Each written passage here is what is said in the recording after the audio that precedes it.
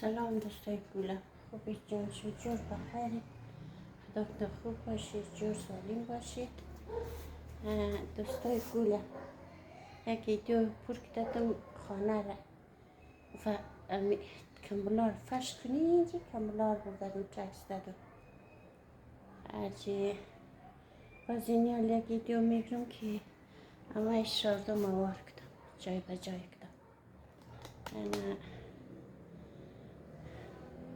از این دوستا شکایت داشتم که گفتم ما کار سامان نمیشه.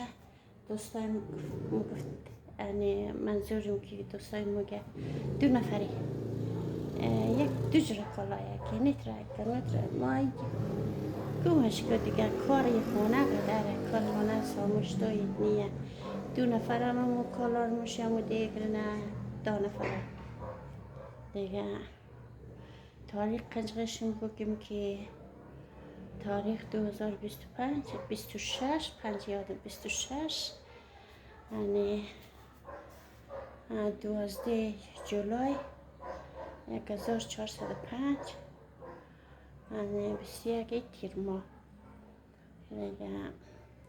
انا اتاق جمع کدوم جاش خالی که بیشی بلشی دیگه یعنی اتاق ما جمع شد. اینی جسمال کاغذیه اونو کالای جمع نکردم، لباس هایم تیده اینو نشته اینجا گرده این اتاق.